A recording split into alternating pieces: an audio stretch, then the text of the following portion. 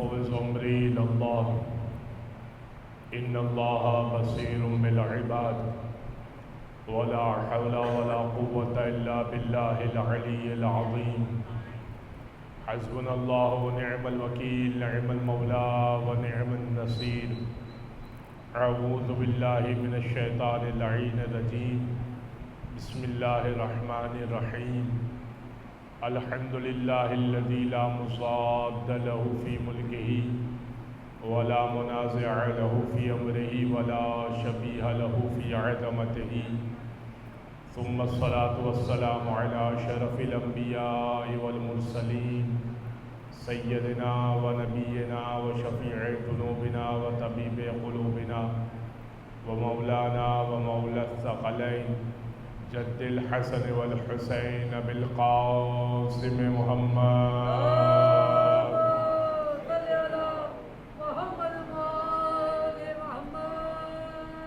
وعلى أهل بيته الطيبين الطاهرين واللعنة الدائمة على أعدائهم أجمعين من يوم ظلمهم وعداوتهم إلى قيام يوم الدين أما بعد فقد قال الله سبحانه وتعالى في محكم كتاب مبين بسم الله الرحمن الرحيم وجعلناهم أئمة يهدون بأمرنا وأوحينا إليهم فعل الخيرات وإقام الصلاة وإيتاء الزكاة وكانوا لنا عابدين صلوات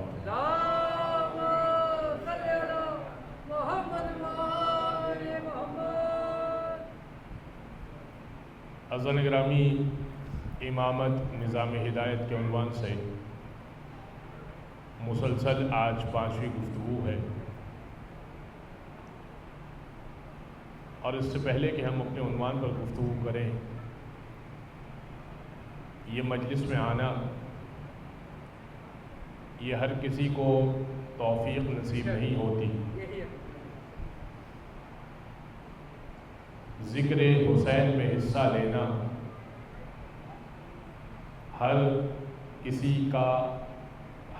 کے نصیب کا رزق نہیں ہے، اور زیارت حسین بھی ہر کسی کے نصیب کا رزق نہیں ہے۔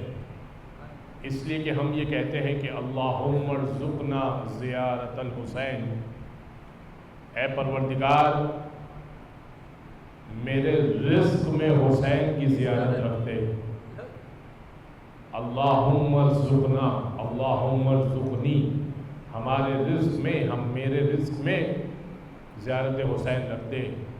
تو حسین رزق میں شامل ہوتا ہے، لہذا حدیث میں وارد ہوا، اور یہ حدیث امام مہدی علیہ السلام سے ہے،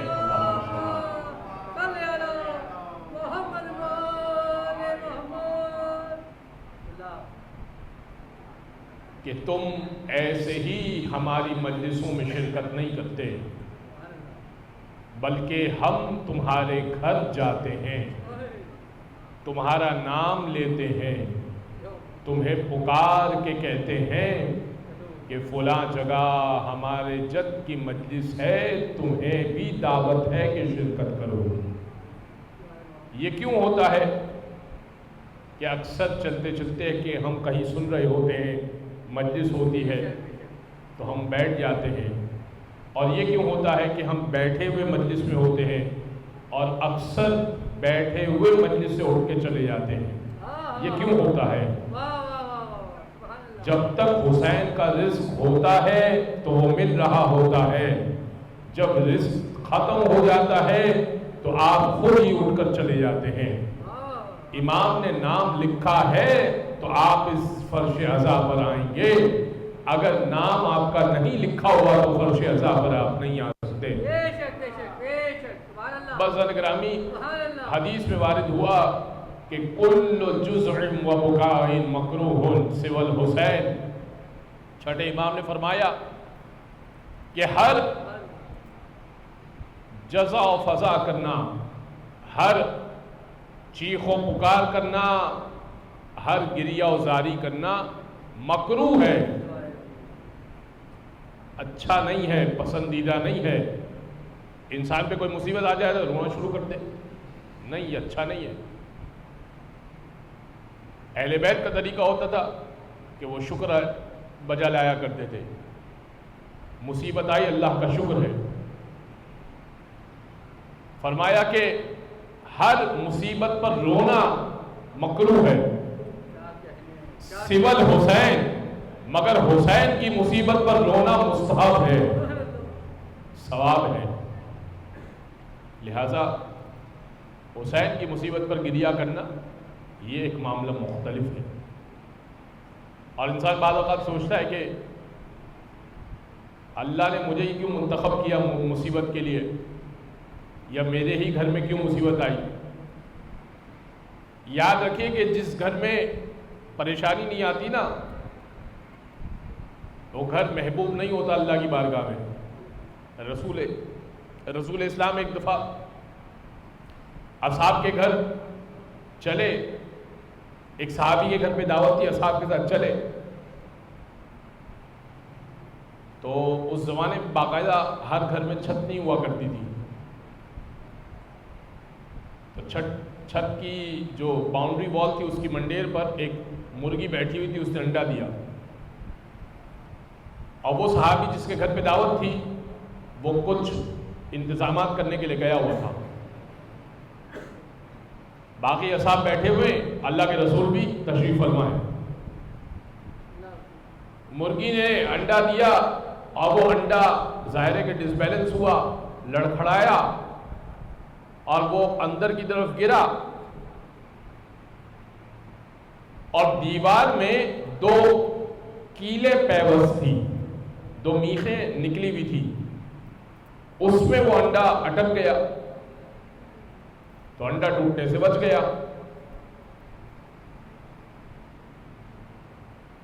تو اصحاب کو بڑا تعجب ہوا کہ بھائی بالکل اسی مقام پر کہ جہاں پر مرغی نے انڈا دیا، اور وہیں پر کیلوں کے درمیان وہ انڈا پھنس گیا اور بچ گیا ٹوٹنے سے۔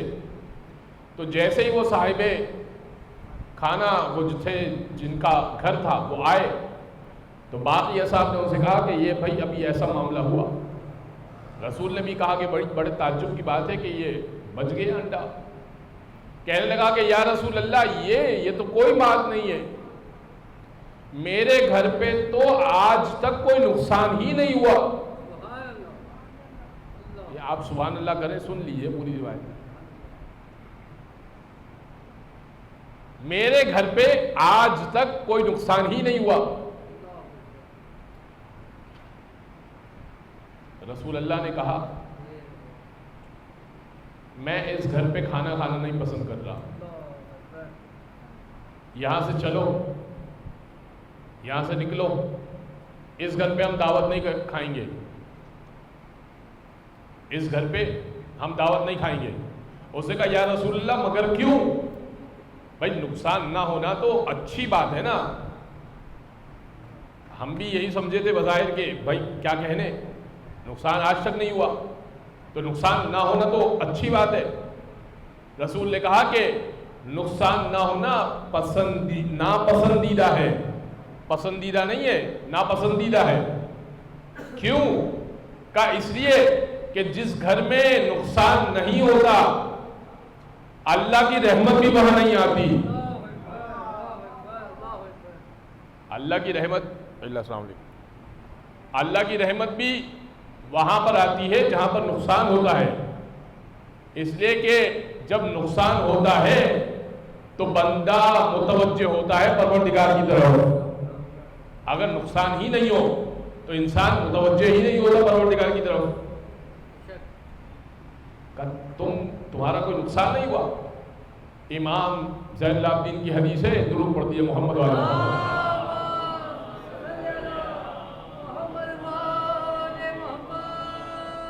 فرمایا کہ مومن پر اس طرح سے مصیبت، جس طرح سے امام نے فرمایا تو ظاہر ہے کہ اس حساب سے تو میں مومن نہ ہوا، لیکن امام نے کہا کہ جو ہمارا سچا شیعہ ہوتا ہے اس پر اس طرح سے مصیبتیں آتی ہیں جس طرح سے بارش کے قطرے برسا کرتے ہیں، اس تیزی سے مصیبت آتی ہے۔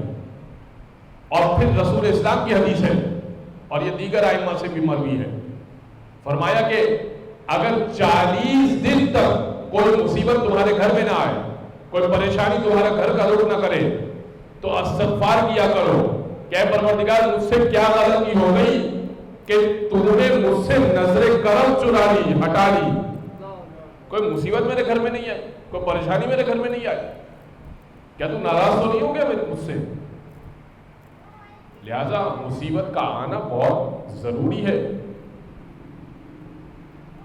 ورنہ اگر مصیبتیں ناپسندیدہ ہوتی نا پھر حسین ابن علی کو کبھی نہ چنا جاتا۔ مصیبتیں پسندیدہ ہیں، اسی لیے ہر طرح کی مصیبت حسین ابن علی کے گھر میں آئی تاکہ ان کے مقام و منزلت کو اور بڑھا دیا جائے۔ وہ ایسے ہی بڑا بلند ہے، ہمیں یہ بتایا جائے کہ تمہارا امام کس قدر بلند ہے۔ بزرگ گرامی، میں اپنے عنوان سے متصل ہو جاؤں۔ میں نے آپ کی خدمت میں گزشتہ 4 دنوں سے جو آیت تلاوت کر رہا ہوں، سورہ انبیاء کی آیت نمبر 73، قرآن کا 21واں سورہ ہے، آیت کا نشان 73۔ ارشاد رب العزت ہے وَجَعَلْنَاهُمْ أَئِمَّةً يَهْدُونَ بِأَمْرِنَا، ہم نے کچھ لوگوں کو امام بنایا، یہدون بامرنا، ہمارے امر سے ہدایت کرتے ہیں، وَأَوْحَيْنَا إِلَيْهِمْ فِعْلَ الْخَيْرَاتِ، اور ہم نے ان پہ وحی کی کہ وہ فعل خیر کریں، وَإِقَامَ الصَّلَاةِ، اور امام وہ ہوتا ہے جو نماز کو قائم کیا کرتا ہے، وَإِيتَاءَ الزَّكَاةِ، اور امام وہ ہوتا ہے جو زکوٰۃ کو ادا کیا کرتا ہے، وَكَانُوا لَنَا عَابِدِينَ، اور امام پرانا عبادت گزار ہوا کرتا ہے۔ گزشتہ 4 دنوں سے ہم یہدون بامرنا کے اوپر گفتگو کر رہے ہیں۔ آج کچھ بات آگے بڑھے گی اور فعل خیر پر بات آئے گی۔ امام کی جو دوسری صفت ہے فعل الخیرات، وَأَوْحَيْنَا إِلَيْهِمْ فعل الخیرات، ہم نے ان پہ وحی کی کہ وہ فعل خیر کریں۔ ایک بات تو یہ یاد رکھیے کہ جب بھی امام کے لفظ اوحینا استعمال کیا جائے تو کیا ویسے ہی وحی ہوتی ہے جس طرح سے نبی پر وحی ہوتی تھی؟ تو اس کا جواب ہے کہ جی نہیں، اس طرح سے وحی نہیں ہوتی تھی، وہ خاصہ فقط رسول خدا کا تھا کہ جبریل آتے تھے وحی لے کر۔ پھر یہ اوحینا کس معنی میں ہے؟ وحی کی 5 قسمیں ہیں، لیکن ہم 5 قسموں کو ظاہر ہے کہ ڈسکس نہیں کریں گے۔ میں آپ کے اذہان کو بیدار کرنے کے لیے ایک اشارہ دے دوں وحی کا۔ قرآن نے کہا وَأَوْحَىٰ إِلَىٰ أُمِّ مُوسَىٰ، ہم نے موسیٰ کی ماں پر وحی کی کہ موسیٰ کو صندوق میں ڈالے اور سمندر کے حوالے کر دیں۔ تو کیا جبریل اترے تھے موسیٰ کی ماں پر؟ نہیں، جبریل نہیں اترے تھے۔ موسیٰ کی ماں کو یہ ذہن میں آیا تھا، یہ خیال آیا تھا کہ ہاں میں یہ بھی کر سکتی ہوں کہ اپنے بچے کو صندوق میں ڈالوں اور پانی کے حوالے کر دوں۔ یہ خیال جو آیا یہ خیال الہی خیال تھا۔ تو جو الہی خیال ہوا کرتے ہیں یہ بھی وحی کی قسم ہوا کرتی ہے۔ وحی کی ایک قسم الہام ہوا کرتی ہے، وحی کی ایک قسم خواب ہوا کرتی ہے۔ جو نبی کا خواب ہوتا ہے وہ وحی کی قسم ہوتی ہے۔ فَلَمَّا بَلَغَ مَعَهُ السَّعْيَ قَالَ يَا بُنَيَّ إِنِّي أَرَىٰ فِي الْمَنَامِ أَنِّي أَذْبَحُكَ، جب اسماعیل بڑے ہو گئے، صحیح کرنے کے قابل ہو گئے، قَالَ يَا بُنَيَّ إِنِّي أَرَىٰ فِي الْمَنَامِ، اے میرے لخت جگر، میں نے خواب میں دیکھا ہے کہ میں تجھے ذبح کر رہا ہوں۔ نبی نے خواب میں دیکھا کہ میں اپنے لخت جگر کو قربان کر رہا ہوں، ذبح کر رہا ہوں۔ ایمان سے بتائیے اگر آپ خواب میں دیکھیں کہ اپنے بچے کو ذبح کر رہے ہیں تو نکل پڑیں گے؟ چلے بھائی بچے کو ذبح کرتے ہیں، خواب میں تو دیکھا ہے۔ نہیں بھائی، وہ نبی کا خواب تھا، ہمارا خواب اور نبی کا خواب الگ ہوتا ہے۔ تو جو خواب میں نبی جیسا نہ ہو سکے، جو خواب میں نبی جیسا نہ ہو سکے، وہ ظاہری طور پہ مصطفیٰ جیسا کیسے ہو سکے گا؟ بازار گرامی، تو وہی کی ایک قسم ہوتی ہے خواب۔ نبی کا خواب خواب ہوتا ہے، ہمارا خواب خواب ہوتا ہے، نبی کا خواب بے منزلہ وحی ہوا کرتا ہے۔ بس اوحینا الیہ فعل الخیرات، اس کو کچھ آسان کرنے کے لیے امام احمد ابن حنبل کی طبقات الحنابلہ ابو یعلی نے لکھی ہے کتاب، اور امام احمد ابن حنبل کی طرف اشارہ کیا ہے۔ اس سے ایک بات پیش کر دیتا ہوں کہ شیعہ حضرات کہتے ہیں کہ جبریل علی پر بھی آتے تھے اور نبی پر بھی آتے تھے، جبریل علی کے پاس بھی آتے تھے اور نبی پر وحی لے کر آتے تھے۔ شیعہ حضرات کتنی فضول بات کیا کرتے ہیں۔ امام احمد بن حنبل نے کہا کہ مجھے یہ بتاؤ کہ کیا تم نے یہ حدیث سنی ہے کہ رسول نے فرمایا انا مدینۃ العلم وعلی بابها، میں علم کا شہر ہوں، علی اس کا دروازہ ہے۔ کہاں ہم نے حدیث سنی ہے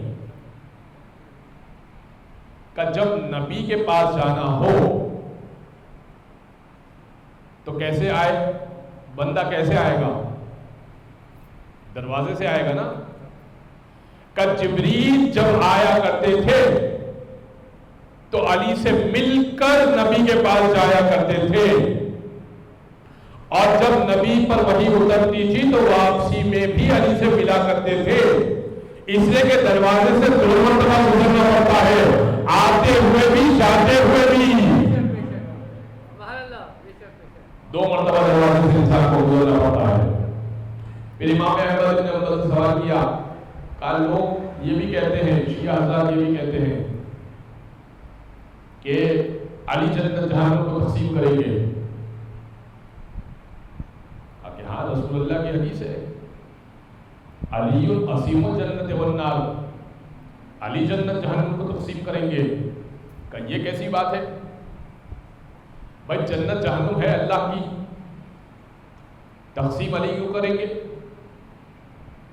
تقسیم علی کیوں کریں گے؟ جنت جہنم اللہ کی ہے، علی قسیم الجنت والنار کیوں ہے؟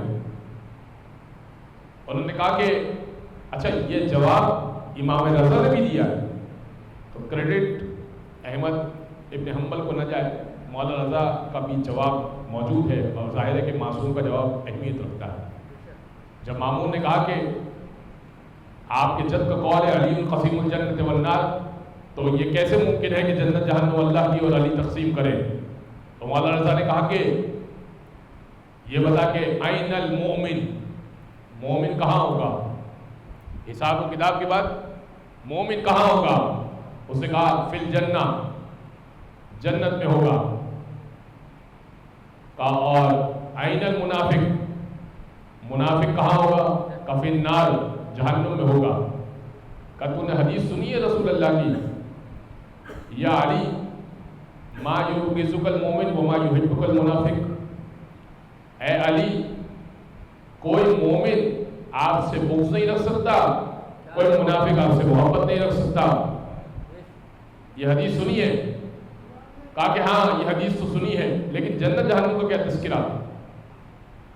کہ دیکھ، مولا نے کہا کہ دیکھ کوئی مومن علی سے بغض نہیں رکھ سکتا، اور تو نے ابھی اقرار کیا کہ مومن ہوگا جنت میں، اور کوئی منافق علی سے بغض نہیں رکھ سکتا اور منافق ہوگا جہنم میں، تو علی کی ذات تو ہے تو جنت جہنم کو تقسیم کر رہی ہے۔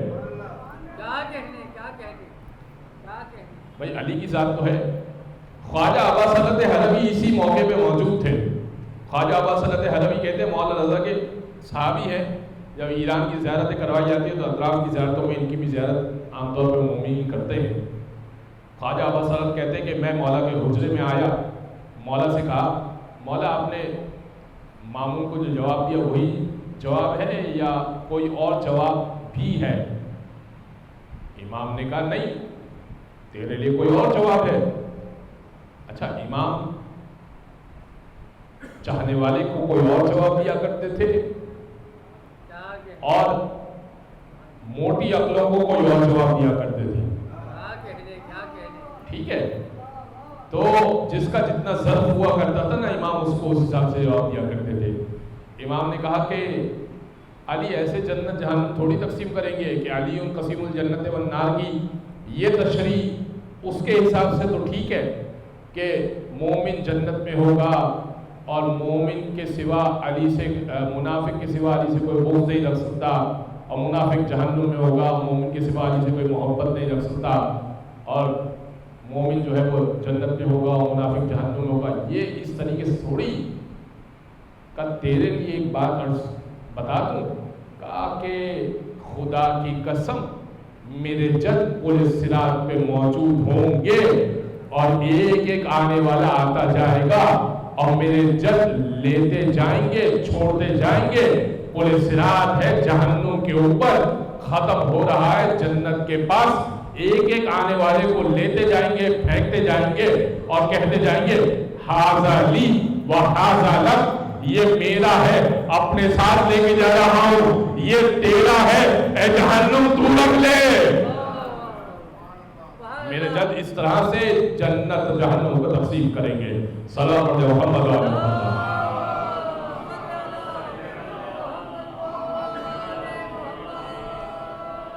وَأَوْحَيْنَا إِلَيْهِ فِعْلَ الْخَيْرَاتِ. لہذا امام پہ کس انداز سے وہی ہوتی ہے؟ امام کے پاس ایک محدث ہوتا ہے. چھٹے امام کبھی کی یہ روایت شیخ صدوق نے لکھی ہے کہ ہمارے پاس, ہماری میں بھی لکھی ہوئی ہے یہ روایت اور ہماری شیخ صدوق میں بھی اور دیگر کتب میں بھی میں نے اسے پڑھا ہے کہ امام نے فرمایا کہ ہمارے پاس ایک محدث ہوتا ہے. محدث یعنی وہ ہمیں بعد کے حالات کو بیان کرتا ہے. اچھا یہ امام نے کیوں کہا؟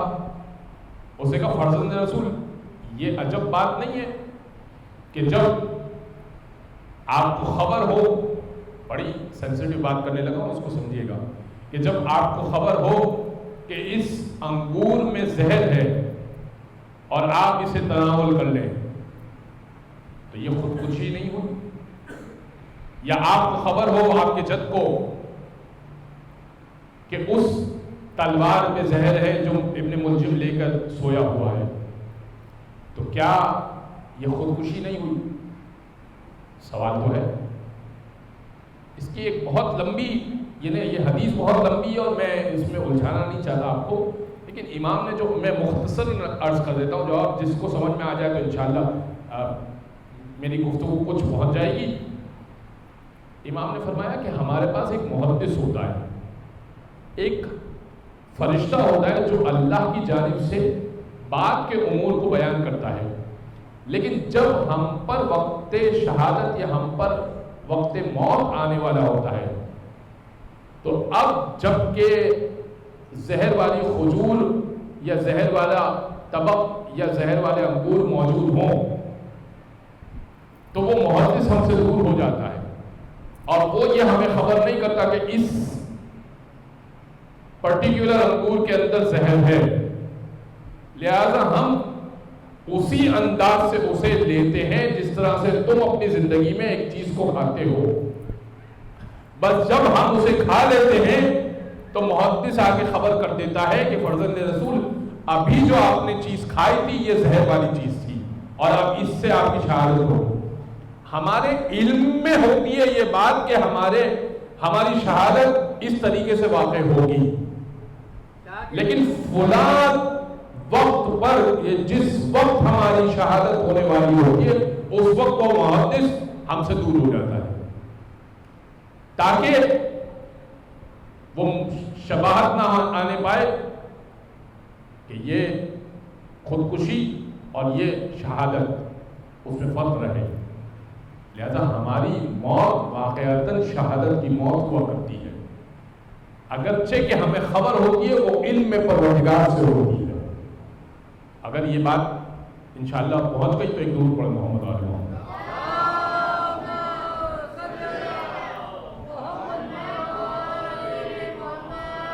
اوحینا الیہ فعل الخیرات, ہم نے وحی کی کہ وہ فعل خیر کرے. امام ہمیشہ فعل خیر کیا کرتا ہے. کیوں؟ کیونکہ وہ ہوتا ہے خیر البشر. بہترین بشر جو اس دنیا میں ہوتا ہے وہ امام ہوا کرتا ہے. یہ میں نے کیوں لفظ استعمال کیا خیر البشر؟ یہ ہے مولا علی کا لقب. ایک نامانوس سا لقب ہے, بہت کم سننے میں آتا ہے مولا علی کا لقب, لیکن یہ مولا کا لقب ہے خیر البشر. اور ابن عباس گلیوں میں کہا کرتے تھے علی خیر البشر. آگے ایک وہ یعنی اس کو اس طرح سے کمپلیٹ کیا کرتے تھے کہ اس کو شعر کی صورت میں کہا کرتے تھے. کہتے تھے علی خیر البشر من ابا فقط کفر. علی بہترین بشر ہے, جو ان سے منہ پھیرے گا وہ کافر ہو جائے گا. جو ان سے منہ پھیرے گا وہ کافر ہو جائے گا. علی بہترین بشر ہے, لہذا امام ہوتا ہے خیر البشر, تو اس سے خیر ہی صادر ہوگا. اب آئیے چند مثالیں آپ کی خدمت میں پیش کروں. امام حسین کے پاس ایک شخص آیا, اس نے کہا کہ مولا مجھ پہ دیت واجب ہو گئی ہے. آپ کو معلوم ہے کہ انسان کسی کو چوٹ پہنچائے یا زخم اس کے اوپر ہو جائے, اس کو اس قدر مارے یا نیل پڑ جائے, حتیٰ کہ اولاد کو نہیں مار سکتا وہ. بعض ٹیچرز اپنے بچوں کو مارتے ہیں, والدین نے اجازت دی ہے. ارے والدین کو خود اجازت نہیں ہے, شریعت نے اجازت نہیں دی ہے کہ اپنے اولاد کو مار سکے. مارنے کی اجازت نہیں ہے. نہیں باپ سے پوچھ لیا ہے ہم نے. ارے باپ کو خود اجازت نہیں ہے اپنی اولاد کو مارے. لہٰذا اگر اولاد کو مارا ہے یا استاد نے اپنے بچوں کو مارا ہے تو دیت واجب ہے. اس نے کہا مولا حسین سے کہا مولا مجھ پر 2000 دینار دیت واجب ہے. دینار ہے سونے کے سکے, اور 2000 دینار بہت بڑی رقم ہے. اس نے کہا مولا آپ کہیں سے انتظام کر دیں, میں یہ دیت ادا کر دوں. امام نے کہا ایسے نہیں دوں گا. میرے جد کا قول ہے عطا بقدر المعرفہ, جس کی جتنی سمجھ اور لیاقت ہو اس کو اتنا ادا کیا کرو. تو میں تجھ سے کچھ سوال پوچھوں گا, اگر جواب دے دیے تو دے دوں گا. اس نے کہا فرزند رسول آپ مجھ سے سوال کریں گے؟ بھائی میں آپ سے سوال کروں تو ٹھیک ہے, اب امام مجھ سے پوچھے. امام نے کہا نہیں, 2000 دینار تو بڑی رقم ہے, سوال تو میں کروں گا. اس نے کہا اچھا چلے پوچھ لیں, آتا ہوا تو بتا دوں گا. امام نے کہا پہلا سوال تو یہ. امام نے کہا میں 3 سوالات کروں گا, رقم بڑی ہے, سوالات بھی زیادہ کریں. اگر تو نے تینوں سوالات کے جوابات دے دیے تو پوری دیت ادا کر دوں گا, ورنہ اگر جتنے سوالات دیے تو اس حساب سے دیت ادا کروں گا. ایک سوال کا جواب دیا تو 1/3 دے دوں گا. پہلا سوال یہ کیا کہ ای الاعمال افضل ترین عمل کون سا ہے؟ اب نماز بھی ہے, روزہ بھی ہے, حج بھی ہے, زکوٰۃ بھی ہے, بہت سارے اعمال ہیں. افضل عمل کون سا ہے؟ امام نے پوچھا ہے. ذکر علی بھی ہے, افضل عمل ہے. اس نے کہا کہ مولا افضل ترین عمل الایمان باللہ, ایمان ہے تو عمل کام کا ہے. ایمان لے آؤ, افضل ترین عمل ایمان لانا ہے. پہلے ایمان لاؤ پھر باقی اعمال ہے. امام نے کہا صدقتا, تو نے بالکل صحیح کہا. بھائی پہلا عمل جو سب سے افضل ہے وہ ایمان لانا ہے. بہترین کہا, بہترین جواب دیا. امام نے کہا اب دوسرا سوال. کہا دوسرا سوال یہ ہے کہ فمن نجات من الحلقۃ, اللہ کا جو عذاب ہے نا اس سے نجات پانے کا طریقہ کیا ہے؟ اللہ کے عذاب سے نجات پانے کا طریقہ کیا ہے؟ اب یہ بھی ایک مشکل بات ہے, کیسے پا سکتا ہے انسان. اس نے کہا الثقۃ باللہ، اللہ پہ بھروسہ کر لو۔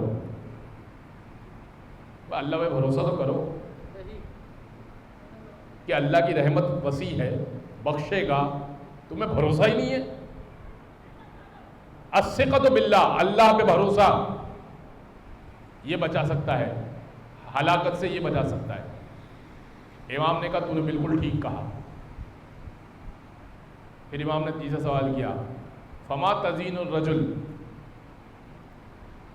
آدمی کے لیے، مرد کے لیے بہترین چیز کیا ہے؟ انسان کی زینت کیا ہے؟ اسے کہا العلم معہ علم، علم ہو تو برداشت بھی ہو۔ اب اتنا بڑا امامہ لگا کر مجھ سے کوئی پوچھے کہ قبلہ 2 رکعت نماز کا طریقہ بتائیے گا ذرا، اور کوئی بوڑھا آدمی پوچھے 70 سال کا، تو ہو سکتا ہے کہ مجھے غصہ آ جائے کہ آپ 70 سال کے آدمی، آپ 2 رکعت نماز کا طریقہ پوچھ رہے ہیں، یا وہ ہو سکتا ہے وضو پوچھے۔ امام نے پوچھا انسان کی زینت کیا ہے؟ اس نے کہا کہ علم ہو تو پھر برداشت بھی ہو، برداشت کرنا جانتے ہو، علم آ گیا برداشت کرو۔ امام نے کہا اچھا اگر کوئی عالم نہ ہو تو؟ فرمایا پھر مال ہوگا، مالدار ہوگا، الماء معہ مروہ، مال ہو تو خرچ کرنا جانتا ہو، سخی ہو، پیسے دبا کے بیٹھ جاتے بعض لوگ، بخیل۔ اس کے بارے میں کمال کی حدیث مولا کی ہے، کنجوس مکھی چوز لوگ ہوتے نا، بالکل اکاؤنٹ میں لاکھوں کروڑوں روپے ہوں گے، لیکن ایک ایک پائی کا حساب، پیٹرول پمپ پہ بھی کھڑے ہوں گے تو 500 روپے کا پیٹرول ڈلائیں گے، تھوڑی گاڑی چلے گی پھر 100 روپے کا پیٹرول ڈلائیں گے، اور بائک میں 100 روپے کا 50 روپے کا پیٹرول ڈلوائیں گے، اکاؤنٹ میں پیسے بہت ہیں۔ ارے بھائی گاڑی فل کرا دو، کیا مسئلہ ہے؟ ایک ایک چیز، روز کا آٹا روز ہی آئے گا، بھائی مہینے کا راشن پہلے ڈلوا دو۔ ایسے کے لیے مولا علی نے حدیث کہی ہے، کیا کمال حدیث ہے، قربان جاؤں مولا کے لیے، مولا کی آبرو اور جان پر۔ امام نے فرمایا ایسے کنجوس کے لیے جو مالدار ہے، امام نے کہا اس کنجوس پہ تعجب ہے جو مالدار ہے، جیتا غریبوں والی زندگی ہے، حساب امیروں والا دے گا، حساب تو پورا دے گا نا، حساب تو کروڑ پتی کا دے گا نا، جیے گا زندگی غریبوں والی، فائدہ بھائی جیو بھی امیروں والا اللہ نے دیا ہے تو۔ اچھا تو اس سے کہا کہ مولا پھر مال ہو تو خرچ کرنا جانتا ہو؟ امام نے کہا اچھا مالدار نہ ہو تو پھر؟ بھائی علم ہے تو علم ہو، مال ہے تو مروت ہو۔ پھر اس نے کہا کہ غریب ہوگا، الفقر معہ الصبر، غریب ہے تو پھر صبر کرنا جانتا ہو، رونا دھونا نہ لگا رکھے، میرے گھر میں یہ مسئلہ ہے، میرے گھر میں وہ مسئلہ ہے، میرے بچے بھوکے رہتے ہیں، صبر کرے، فقر ہے تو صبر کرے۔ امام نے کہا اچھا اب اگر یہ بھی نہ ہو؟ اس نے کہا علم بھی نہیں ہے، مال بھی نہیں ہے، بھائی غریب تو ہے، بھائی مال نہیں ہے تو غریب ہے، دو ہی کیفیتیں ہو سکتی ہے، مال کے ساتھ سخاوت نہیں کرنی، غربت کے ساتھ صبر نہیں کرنا، اور علم کے بعد برداشت نہیں ہے۔ اور آپ پوچھ رہے ہیں کہ پھر یہ بھی نہ ہو تو پھر کیا زینت ہے؟ وہ کہنے لگا فصائق تنزل من السماء، ایسا شخص اگر کوئی ہو نا، اس کے بعد بھی اگر کوئی ایسا شخص ہے، کوئی اور کوالٹی پائی جاتی ہے اس کے اندر، تو ایسے شخص کے اوپر تو آگ برسنی چاہیے آسمان سے اور جلا کر اس کو راکھ کر دینا چاہیے۔ بھائی تمہارے پاس مال ہے تو سخاوت نہیں ہے، غربت ہے تو صبر نہیں ہے، علم ہے تو برداشت نہیں ہے، تو تم کس کام کے ہو بھائی؟ تو مر جاؤ، آسمان سے بجلی گرے اور مر جانا چاہیے اس کو۔ امام مسکرائے، امام مسکرائے، امام کہنے لگے بالکل ٹھیک کہا تو نے، ایسے شخص کو مر جانا چاہیے۔ پھر امام نے کہا کہ میں تیری پوری دیت ادا کرنے کو بھی تیار ہوں، اور ہاتھوں سے انگوٹھی اتار کر عطا کی، اور فرمانے لگے فقط میرا بابا انگوٹھی نہیں دیا کرتا تھا، بیٹا بھی انگوٹھی دیا کرتا ہے. صلوات پڑھ دے محمد و آل محمد.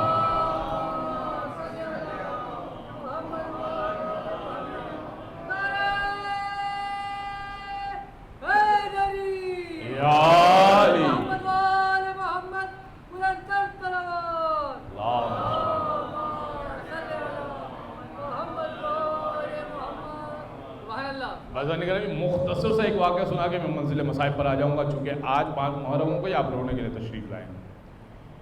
امام اگر خیر کرنا چاہے نا تو 2 سوکھی روٹیوں سے کر سکتا ہے. مشہور واقعہ ہے، لیکن جن کے لیے نہیں سنا ہوا یا بہت پرانا سنا ہوا ہے تو آپ کی خدمت میں عرض کروں گا. ایک شخص امام کی خدمت میں آیا، چوتھے امام کی خدمت میں، کہنے لگا فرزند سے بہت قریب ہوں، میری کچھ مدد کیجیے. امام نے کہا کہ اچھا مدد کرتا ہوں. امام اندر کی طرف تشریف لے گئے اور 2 سوکھی روٹیاں اس کو لا کے دیں. اب روٹیاں اتنی سخت تھیں، سوکھی ہوئی اتنی سخت روٹیاں تھیں کہ وہ کھا ہی نہیں سکتا تھا. اچھا وہ بھوک سے نڈھال تھا اور غربت سے بھی عاجز تھا. جب وہ امام کے گھر سے بیت الشرف سے جب باہر کی طرف گیا تو بقیہ لوگوں نے جو امام کی ولایت نہیں رکھتے تھے نا، اسے کہا ہوا ہے اپنے امام کی وجہ سے یہ کی ہے مدد. اس نے کہا حکمت ہوگی کوئی امام کی، میرے امام نے اگر 2 سوکھی روٹیاں دی ہیں تو کوئی حکمت ہوگی. اچھا وہ یہ 2 سوکھی روٹیاں لے کر بازار میں گیا. ایک مچھلی والے کے پاس گیا اور ایک نمک والے کے پاس گیا. نمک والے سے کہنے لگا کہ نمک، پہلے تو مچھلی والے کے پاس گیا، اس کو کہا کہ دیکھو بھائی ایک مچھلی اگر دے دو تم. اس نے کہا تم کیا دو گے اس کے عوض؟ کہا کہ میں یہ روٹی دوں گا. اس نے کہا بھائی یہ جو روٹی دے رہے ہو تم، اس کے عوض تو پھر جو مچھلی ملے گی وہ انتہائی کوئی لاگر سی بہت چھوٹی سی مچھلی ملے گی. اس نے کہا بس ٹھیک ہے تم دے دو، بہت بھوک لگی ہے مجھے، میرے بچے بھی بھوکے ہیں. اور اس نے ایک چھوٹی سی مچھلی، تھوڑی سی بو بھی آ رہی تھی، وہ نکال کے دے دی. کہا کہ بس یہ مچھلی لے لو، اور وہ روٹی اس نے لے لی اور مچھلی دے دی. آگے بڑھا، اس نے نمک والے سے کہا کہ تم نمک کا ٹکڑا دے دو.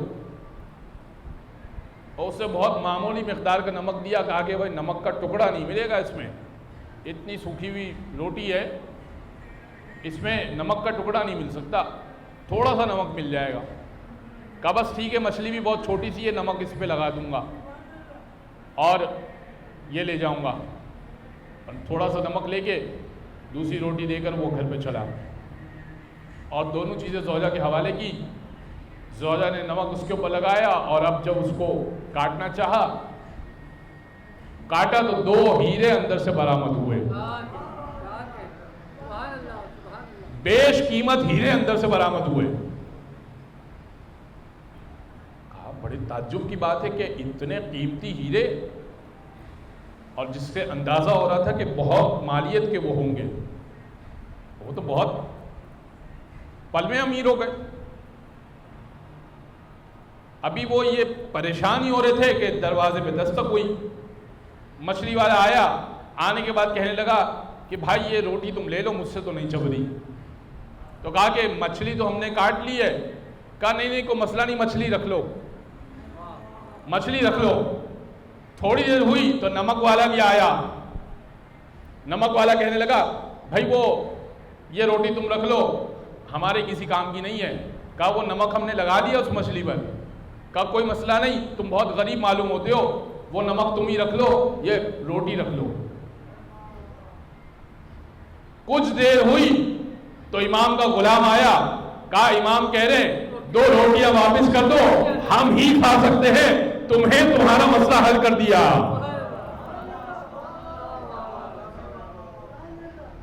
مولا اگر چاہیں نا 2 سوکھی روٹیوں سے مسئلہ حل کر سکتے ہیں. صلوات پڑھ دے محمد و آل محمد.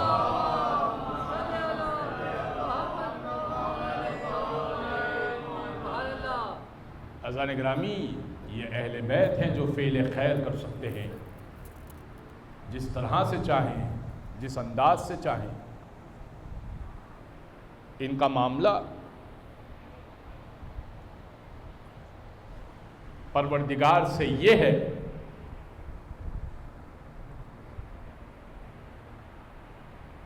کہ ہم تیرا دین بچائیں گے، اور پروردگار نے کہا ہم تیرا نام بچائیں گے۔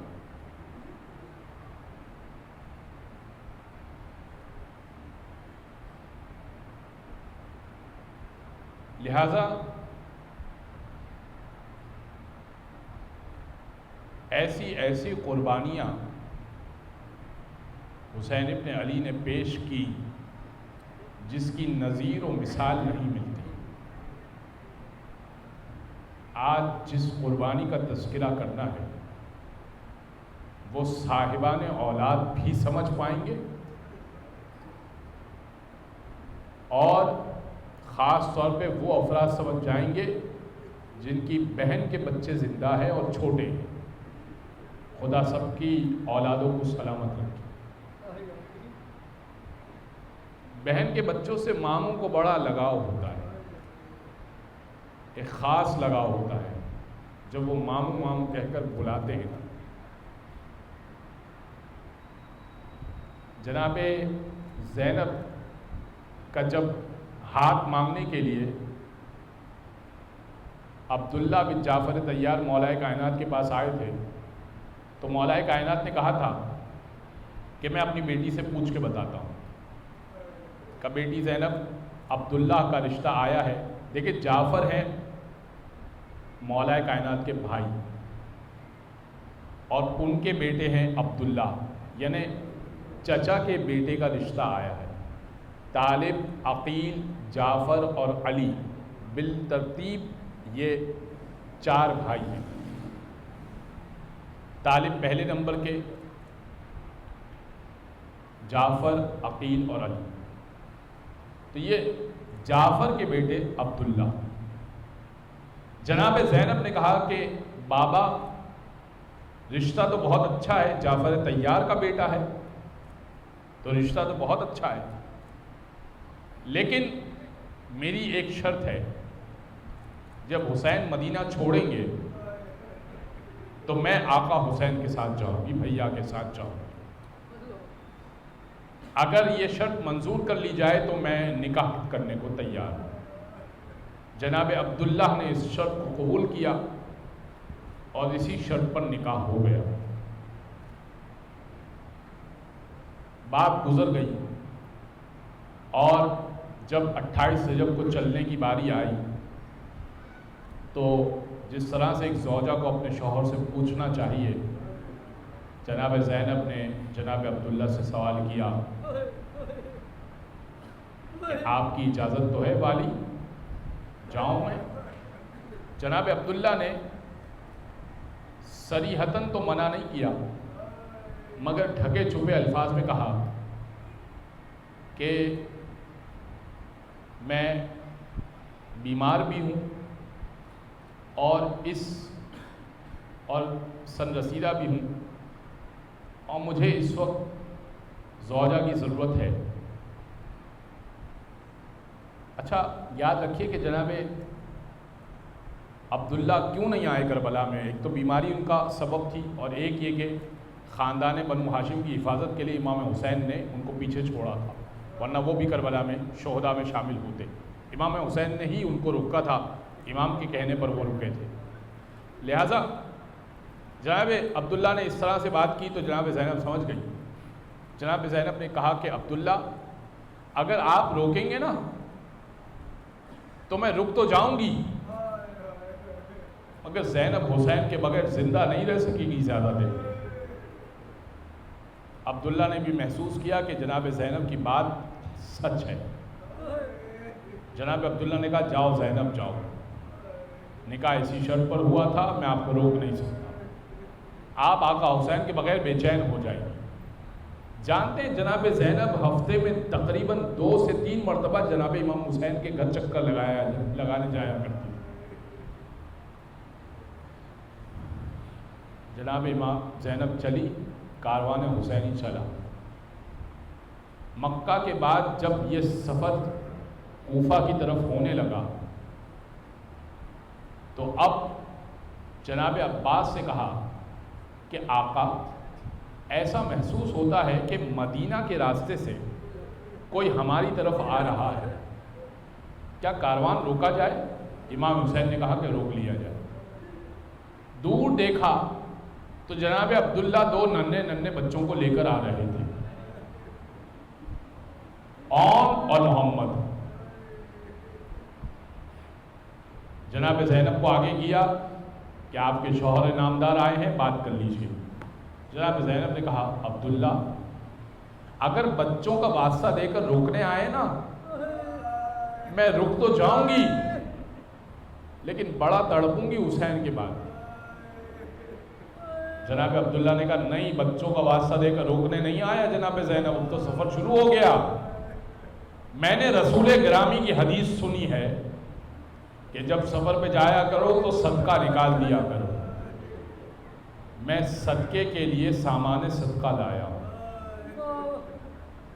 جب حسین پہ کڑا وقت آ جائے ایک کو اپنی طرف سے حسین پہ صدقہ کر دیجئے گا، ایک کو میری طرف سے حسین پہ صدقہ کر دیجئے۔ چھوٹے چھوٹے بچے لے کر جناب زینب چلی، اور اب صبح عاشور آئی۔ جناب زینب نے بچوں کے سر میں ہاتھ پھیرنا شروع کیا، بال بنانا شروع کیے۔ کہا بچوں مجھے رسوا اور شرمندہ تو نہیں کرواؤ گے نا؟ بچوں ماموں پہ اپنی جان قربان کرو گے نا؟ بچوں دیکھو اگر فرات کے کنارے پہنچ جاؤ نا تو پانی مت پی لینا، ماموں کے بچے بڑے پیاسے ہیں۔ جاؤ بچوں، جا کے ماموں سے اجازت لے کر، جنگ کی اجازت لے کر میدان کی طرف جاؤ۔ بچے آئے ماموں کے پاس، ماموں اجازت دیجئے۔ اب چھوٹے چھوٹے بچوں نے جب اجازت مانگی، آقا کا دل کانپ گیا، کہنے لگے ارے میرے بچوں، گود میں اٹھا کے پیار کیا، میرے بچوں، میرے بھانجوں، تم مجھ سے اجازت مانگ رہے ہو، میں تمہیں کیسے اجازت دے دوں؟ جاؤ میں تمہیں اجازت نہیں دے سکتا، تم بہت چھوٹے ہو، ارے تمہارے تو پیر بھی رکاب تک نہیں پہنچتے، تمہیں تو گھوڑے پہ سوار بھی کرانا پڑے گا، تم سے تو تلوار بھی نہ اٹھ پائے گی۔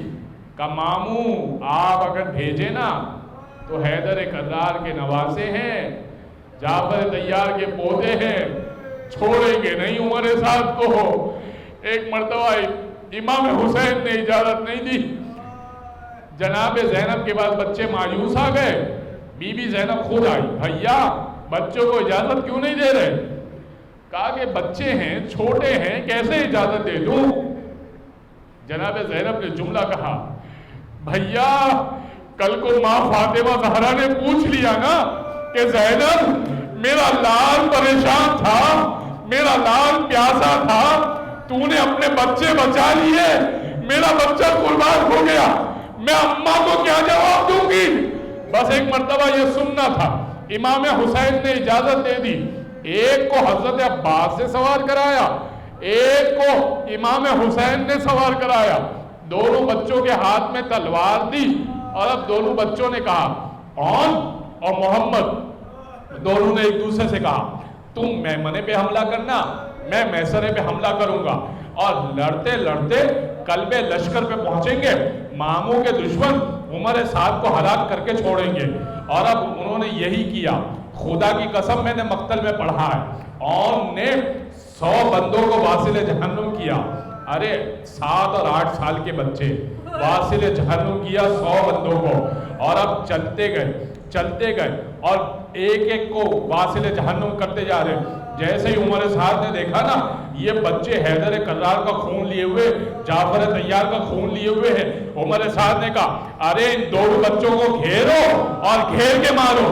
فوجوں نے دونوں بچوں کو گھیرنا شروع کیا، گھیرا تنگ ہوا، دونوں بچے درمیان میں آ گئے، ایسا نیزہ مارا ایک کے سر پر اور وہیں پر زمین کربلا پر گرے، روح پرواز کر گئی۔ محمد میں رمق باقی تھی، محمد نے آواز دی، السلام علیکہ یا اماں، اے مامو جان آپ پہ سلام ہو۔ امام حسین نے دونوں بچوں کو ہاتھوں میں اٹھایا، حضرت عباس سے ہاتھوں میں اٹھایا، لے کے میدان سے خیمہ گاہ کی طرف بڑھے۔ ایک مرتبہ محمد کہنے لگا، مامو جان اماں سے کہیے گا فرات کے دہانے پہنچا تھا، میں نے پانی نہیں پیا، مجھے سکینہ کا خیال تھا، مجھے علی اصغر کا خیال تھا، میں نے پانی نہیں پیا۔ یہ کہہ کر محمد کی روح پرواز کر گئی، اور اب دونوں لاشیں جیسے ہی خیمے میں پہنچے کوہرام بابا ہو گیا۔ ارے سب قربانی دیکھنے پہنچے، ساری بیویاں قربانی دیکھنے پہنچی، جو نہیں پہنچی نا تو جناب زینب نہیں پہنچی جناب زینب۔ جناب زینب کو بلوایا گیا، آؤ دیکھ تو لو، ارے بچوں سے ودا تو کر لو۔ لیکن جناب زینب آئی، بڑی تاخیر سے آئی، ایک نگاہ ڈالی اون کی طرف، ایک نگاہ ڈالی محمد کی طرف، ایک ہاتھ رکھا اون پر، ایک ہاتھ رکھا محمد پر، کہنے لگی اللہم تقبل منا حاصل قربان، اے پروردگار مجھ سے اس قربانی کو قبول کر لے۔ پھر کہنے لگی ارے اولو محمد تم تو چلے گئے، مجھے بتاؤ میں کس کو قربان کروں حسین پر۔ اور اب دونوں بچوں کو جناب زینب نے ودا نہیں کیا۔ جناب زینب جب عصر عاشور جانے لگی نا شام غریبہ کے بعد، جناب زینب سے سید سجاد نے کہا ارے پھوپھی اماں چھوٹے بچوں کو ودا تو کر لیجئے۔ جناب زینب نے ودا نہیں کیا۔ ارے شام میں جب چھوٹے چھوٹے سڑائے نا، جناب زینب نے ایک طرف کر دیجئے، کہا میرے حسین کا پرسہ لوں گی، اور محمد کے سر نیزے میں دیکھے۔ جناب زینب نے آنکھیں ہٹا لی، اور محمد تم سے ودا نہیں ہوگی، تمہیں حسین پہ صدقہ کر دیا۔ لیکن اب جب گھر پہ پہنچی دو ننھے مسلح دیکھے، جناب زینب سے برداشت نہیں ہوا، آنکھوں سے مسلح لگائے، اور محمد تمہاری معمولی ہو گئی۔ الا ولعنۃ اللہ علی القوم الظالمین وسيعلم الذين ظلموا أيّ منقلب ينقلبون۔ ماتم حسین۔